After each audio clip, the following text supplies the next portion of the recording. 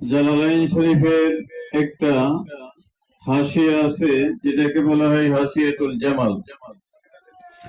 এই হাসিয়াতুল জামালের মধ্যে আছে ওয়াররাসিখুনা ফিল ইলম, যাদেরকে আল্লাহ তাআলা ইলমের মধ্যে রুসুখ মজবুতি হক্কানিয়ত দান করেছেন, তারা বলে আমান্না বি।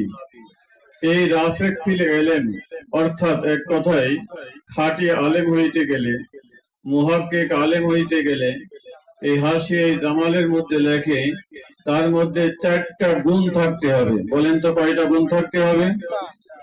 1 নম্বর গুণ, যে গুণগুলো শুধু খালি আলেমদের নয়, সাধারণ মানুষের মধ্যে এই গুণগুলো অর্জন করার প্রয়োজন আছে। 1 নম্বর গুণ ওখানে লেখে আত-তাকওয়া ফীমা বাইনাহু ওয়া বাইনাল্লাহ। 2 নম্বর গুণ থাকতে হবে আত-তাওয়াযু ফীমা বাইনাহু ওয়া বাইনান নাস।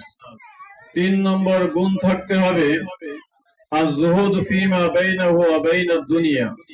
3 নম্বর গুণ থাকতে হবে আল মুজাহাদাতু ফীমা বাইনাহু ওয়া বাইনা নাফসিহি। এই 4টা গুণ থাকতে হবে। প্রত্যেকটার বিস্তারিত ব্যাখ্যা দেওয়া অল্প সময়ের জন্য সম্ভব নয়, শুধু খালি আমি টাচ দিয়ে যাইতেছি। 1 নম্বর গুণ থাকতে হবে আত-তাকওয়া ফীমা বাইনাহু ওয়া বাইনাল্লাহ। একজন সদস্যবৃন্দ, মাদ্রাসার প্রাক্তন ছাত্র ও অভিভাবক বৃন্দ, বিষয় একটা বেরিয়ে নিয়েছিল। হঠাৎ করে আমাদের মৌলানা রবিউল ইসলাম সাহেব বললেন, হুজুর এখানে তরুণ আলেমদের উদ্দেশ্যে 2-1টি কথা বললে আপনার ভালো হয়। এই বিষয়টা নিয়ে ছোট একটি আয়াত আমি তেলাওয়াত করেছি। হযরতে উলামায়ে কিরাম আপনারা হয়তো পড়ছেন, জানেনও।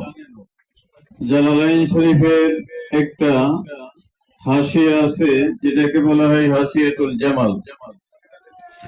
এই হাসিয়াতুল জামালের মধ্যে আছে ওয়াররাসিখুনা ফিল ইলম, যাদেরকে আল্লাহ তাআলা ইলমের মধ্যে রুসুখ মজবুতি হক্কানিয়ত দান করেছেন, তারা বলে আমান্না বি।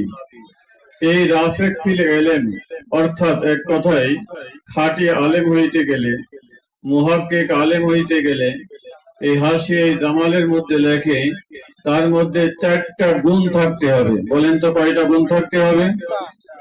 1 নম্বর গুণ, যে গুণগুলো শুধু খালি আলেমদের নয়, সাধারণ মানুষের মধ্যে এই গুণগুলো অর্জন করার প্রয়োজন আছে।